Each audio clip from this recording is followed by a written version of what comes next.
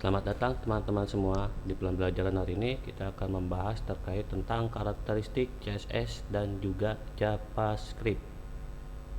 Agenda kita karakteristik CSS, karakteristik JavaScript. Sebelum kita masuk ke dalam karakteristik CSS, sedikit kita bahas di sini terkait CSS. Pengertiannya, CSS adalah bahasa aturan gaya yang kita gunakan untuk menerapkan gaya pada konten HTML kita, misalnya mengatur warna, latar belakang, dan font, dan menata konten kita dalam beberapa kolom. Umumnya, CSS ini menggunakan extension .css. Teman-teman bisa juga menggunakan text editor teman-teman, misalkan seperti Notepad. Lalu teman-teman ketikkan sintak-sintak CSS berikut, lalu kemudian teman-teman simpan dengan extensionnya .css. Berikutnya karakteristik CSS. Beberapa karakteristik CSS. Yang pertama, desentralisasi (cascading). CSS mengikuti prinsip cascading, yang berarti aturan-aturan CSS dapat diwariskan atau digantikan oleh aturan lainnya. Ini memungkinkan pengembang untuk menentukan aturan pada tingkat yang berbeda dan mendapatkan hasil yang diinginkan. Yang kedua, selektivitas. Maksudnya di sini adalah CSS memungkinkan pengembang untuk memilih elemen HTML tertentu atau kelompok elemen untuk menerapkan gaya. Selektor CSS memungkinkan pemilihan elemen berdasarkan ID, kelas, tipe, atribut, atau hubungan dengan elemen lain. Yang ketiga, tata letak dan desain. Maksudnya di sini adalah salah satu tujuan utama CSS adalah mengontrol tata letak dan desain halaman web. Ini mencakup penentuan posisi, ukuran, warna, jenis huruf, dan berbagai properti lainnya yang mempengaruhi tampilan elemen. Yang keempat, penggayaan berbasis aturan. Maksudnya di sini adalah CSS beroperasi dengan menetapkan aturan gaya untuk elemen-elemen HTML. Setiap aturan terdiri dari selektor yang menentukan elemen mana yang akan diubah dan deklarasi yang berisi properti dan nilai yang akan diterapkan pada elemen tersebut. Yang kelima, fleksibilitas. Maksudnya di sini adalah CSS memberikan fleksibilitas yang tinggi dalam menyesuaikan tampilan halaman web. Ini memungkinkan pengembang untuk membuat perubahan dengan cepat dan efisien tanpa harus mengubah struktur HTML.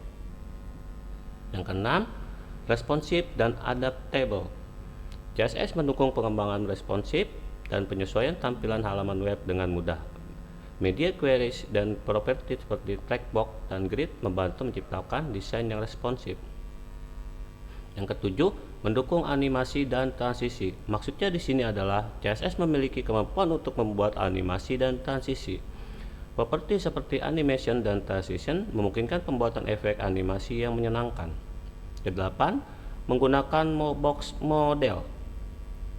Maksudnya di sini adalah CSS menggunakan konsep box model untuk menentukan tata letak elemen. Setiap elemen dianggap sebagai kotak yang terdiri dari margin, border, padding, dan content. Ini memungkinkan pengembang untuk mengontrol ruang di sekitar dan di dalam elemen. Yang kesembilan, kemampuan untuk menangani browser yang berbeda. Maksudnya di sini adalah CSS dibuat untuk bekerja di berbagai jenis browser, meskipun terkadang ada perbedaan dalam implementasi. Kebanyakan browser dapat memproses dan menampilkan CSS dengan baik. Yang kesepuluh, mendukung penggunaan eksternal. Maksudnya di sini adalah CSS dapat disematkan langsung ke dalam HTML atau disimpan sebagai file eksternal. Ini memungkinkan pemisahan antara struktur dan gaya, mempermudah pemeliharaan dan perubahan. Oke, berikutnya kita masuk ke karakteristik JavaScript. Sebelumnya kita bahas sedikit terkait JavaScript. JavaScript adalah bahasa script yang memungkinkan kita membuat konten yang diperbarui secara dinamis, mengontrol multimedia, menganimasikan gambar, dan hampir semua hal lainnya. Biasanya JavaScript ini filenya berextension .js. Teman-teman juga bisa membuat file JavaScript ini dengan menggunakan text editor yang ada pada komputernya teman-teman. Misalkan Notepad, teman-teman bisa ketikkan sintak-sintak JS di situ, lalu teman-teman simpan dengan extension .js. Berikutnya, karakteristik JavaScript. Beberapa karakteristik JavaScript. Yang pertama, bahasa pemrograman sisi klien. Maksudnya di sini adalah JavaScript dijalankan di sisi klien dalam kurung browser dan digunakan untuk membuat halaman web interaktif. Ini memungkinkan memanipulasi dan interaksi dengan elemen HTML dan CSS. Bahasa pemrograman berbasis objek dalam kurung OOP. Yang kedua, maksudnya di sini adalah JavaScript mendukung paradigma pemrograman berorientasi objek. Objek dapat dibuat dan digunakan untuk mengelola data dan fungsi, serta menerapkan pewarisan dan enkapsulasi. Yang ketiga, dinamis dan diketik lemah. Maksudnya di sini adalah JavaScript adalah bahasa yang dinamis, artinya variabel dapat mengubah tipe datanya selama runtime. Selain itu, JavaScript adalah bahasa yang diketik lemah, yang berarti interpreter mencoba untuk mengonversi tipe data secara otomatis saat diperlukan. Yang keempat, event driven.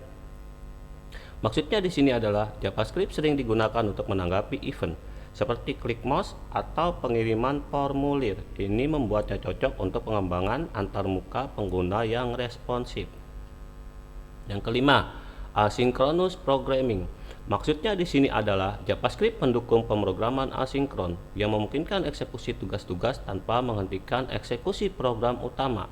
Ini terutama berguna dalam penanganan operasi jaringan dan I/O. Yang keenam, manipulasi DOM, Dokumen Object Model. Maksudnya di sini adalah JavaScript memungkinkan manipulasi struktur dan gaya halaman web melalui DOM. Ini memungkinkan penambahan, penghapusan, atau perubahan elemen dan atribut HTML secara dinamis. Yang ketujuh, fleksibel dan extensible. Maksudnya di sini adalah JavaScript memberikan fleksibilitas yang tinggi dan mudah diubah. Ini memungkinkan pengembang untuk menyesuaikan dan memperluas fungsionalitas tanpa harus mengubah struktur dasar kode. Yang kedelapan, penanganan error pada runtime. Maksudnya di sini adalah JavaScript memiliki mekanisme penanganan error yang memungkinkan pengembang untuk mengatasi masalah pada saat runtime dan memastikan bahwa eksekusi program dapat melanjutkan meskipun terjadi kesalahan.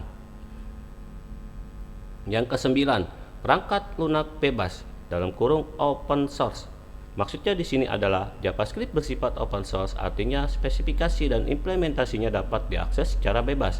Hal ini mendorong pengembangan dan inovasi yang terbuka. Yang kesepuluh, berjalan di banyak platform.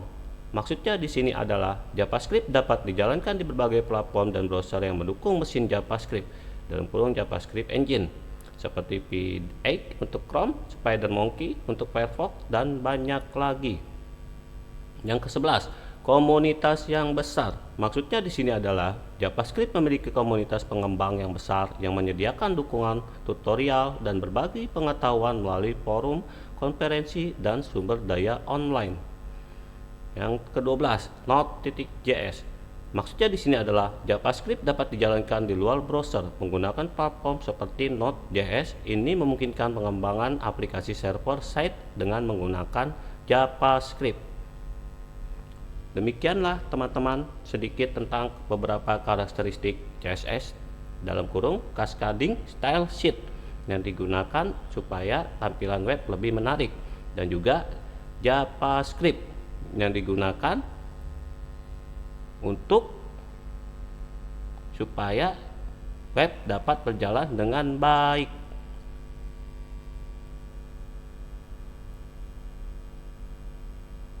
Sekian pembelajaran hari ini. Sampai jumpa di pembelajaran berikutnya. Terima kasih banyak buat teman-teman semua.